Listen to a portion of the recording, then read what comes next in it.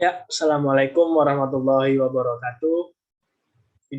Dalam video ini, saya akan menjawab dari tugas ujian tengah semester saya, mata kuliah pengantar operasional minyak dan gas.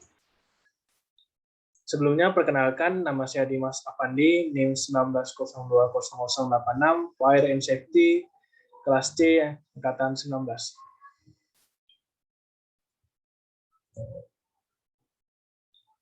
Ya, untuk pertanyaan pertama, yaitu 3 kegiatan pokok secara umum pengusahaan industri minyak dan gas bumi. Poin pertama terdapat yaitu menjamin ketersediaan dan kelancaran pendistribusian bahan bakar minyak yang merupakan komoditas vital dan menguasai hajat hidup orang banyak di seluruh wilayah Negara Kesatuan Republik Indonesia. Poin kedua, melakukan pengaturan dan penetapan serta pengawasan mengenai ketersediaan dan distribusi bahan bakar minyak, cadangan bahan bakar minyak nasional, pemanfaatan fasilitas pengangkutan dan penyimpanan bahan bakar minyak, tarif pengangkutan gas bumi melalui pipa, harga gas bumi untuk rumah tangga dan pelanggan kecil, pengusahaan transmisi dan distribusi gas bumi.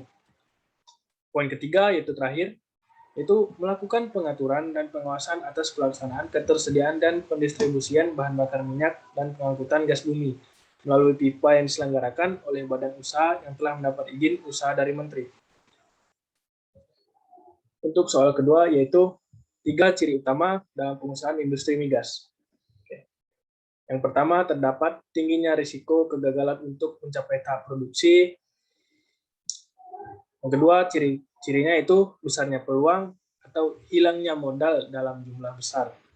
Nah, yang terakhir itu lamanya waktu yang diperlukan untuk mencapai balik modal.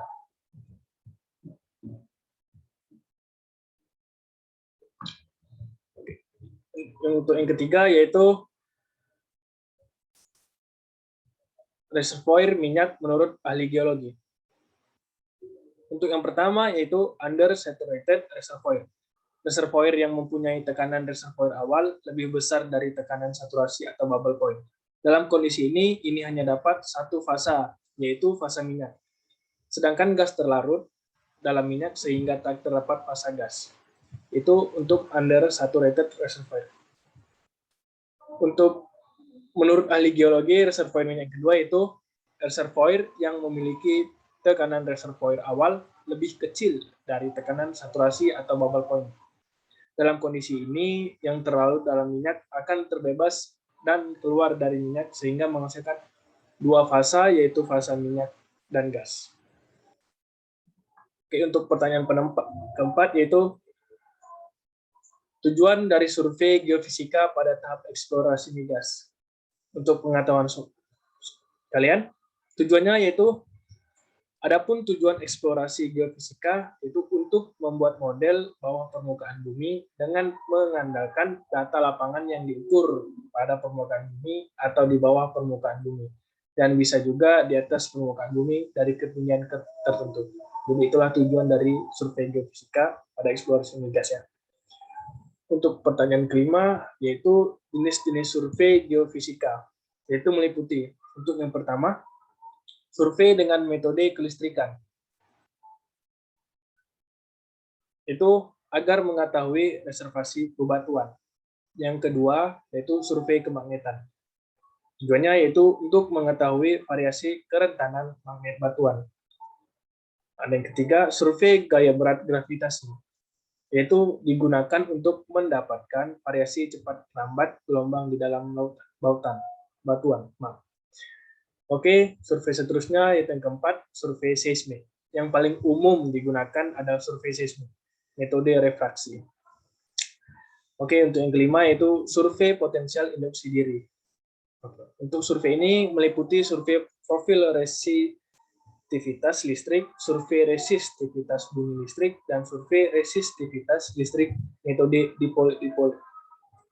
Oke, yang terakhir ada survei dengan metode gelombang elektromagnetik. Survei ini yang termasuk dalam survei dengan metode yaitu survei profil konduktivitas elektromagnetik, survei konduktivitas bunyi elektromagnetik, dan survei gelombang radar. Oke, untuk pertanyaan ke-6 yaitu kita ada penjelasan pengertian-pengertian dalam diagram fasa sistem hidrokarbon. Yaitu terdapat bubble point ya. Untuk penjelasan bubble point adalah temperatur di mana gelombang uap pertama kali terbentuk dalam cairan pada saat dipanaskan sesuai dengan tekanan yang diberikan. Yang kedua itu ada dew point. Dew point itu biasa disebut titik embun. Suatu keadaan di mana suhu sangat rendah sehingga udara mulai mengembun dan menimbulkan titik-titik air. Yang ketiga itu ada low shrinkage point.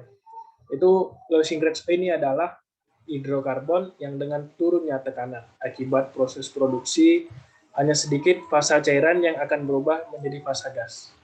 Hal ini disebabkan oleh banyaknya komponen berat dari hidrokarbon dan hanya akan mulai keluar gas. Bila komponen-komponen ringan seperti metana, etana, dan propana mulai bergerak menguap.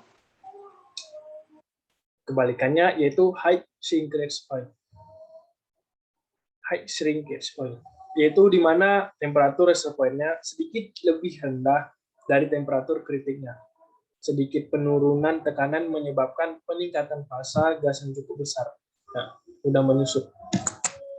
Seterusnya kita ada retrograde condensate gas.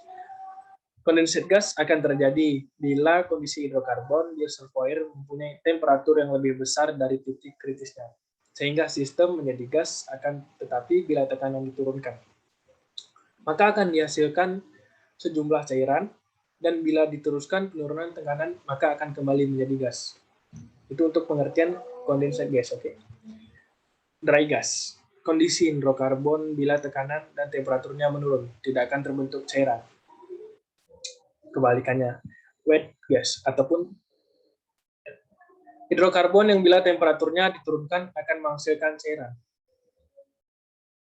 Soalan seterusnya yaitu sifat-sifat fisik hidrokarbon. Untuk yang pertama, kita terdapat faktor volume formasi minyak atau BU. Yaitu perbandingan relatif antara volume minyak awal reservoir terhadap volume minyak akhir tangki pengumpul bila dibawa ke keadaan standar. Sifat fisik viskositas minyak bumi itu adalah suatu ukuran tentang besarnya keadaan minyak untuk mengalir. Untuk api grafiti itu perbandingan dari suatu zat jika dibandingkan dengan air murni pada temperatur 60 derajat.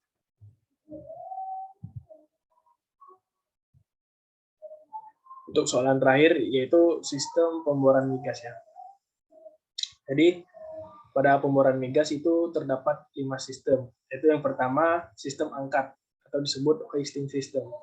Sistem ini berfungsi utamanya adalah memberikan ruang kerja yang cukup bagi tenaga kerja atau kru pengeboran dan untuk pengangkatan serta penurunan rangkaian, pipa bor, dan peralatan lainnya. Yang kedua, yaitu sistem putar atau rotating system. Fungsi utama dari sistem putar rotating system adalah untuk memberikan putaran pada rangkaian, pipa bor, dan juga memberikan keberatan pada pahat dalam mengebor suatu formasi. Yang ketiga itu sistem sirkulasi. Merupakan salah satu sistem yang memegang peran penting di dalam operasi pengobor putar atau rotary drilling. Yang keempat, sistem tenaga. Dalam operasi pengoboran, terdiri dari power supply equipment, itu yang dihasilkan oleh mesin-mesin besar yang biasa dikenal dengan nama prime mover, dan distribution equipment yang berfungsi untuk meneruskan tenaga yang diperlukan untuk mendukung jalannya kegiatan pengeboran. Itu yang kelima, sistem pencegah semburan liat atau BOP system. Yaitu lumpur pengeboran merupakan pencegah semburan liat atau blowout yang utama atau primer, sedangkan blowout preventer atau BOP sistem merupakan pencegah blowout sekunder. Apabila kick sudah terjadi, segera penutupan sumur sesuai prosedur, kemudian dilakukan sirkulasi untuk matikannya. Ya, pada gambar terdapat yaitu 5 power system yang dapat dilihat. Di situ ada hoisting system, rotating system, BOP system, power system, dan circulating system. Sekian presentasi dari jawaban ujian tengah semester saya. Jika ada salah, saya minta maaf. Saya mohon ampun kepada Allah SWT. Saya undur diri. Assalamualaikum warahmatullahi wabarakatuh. Terima kasih.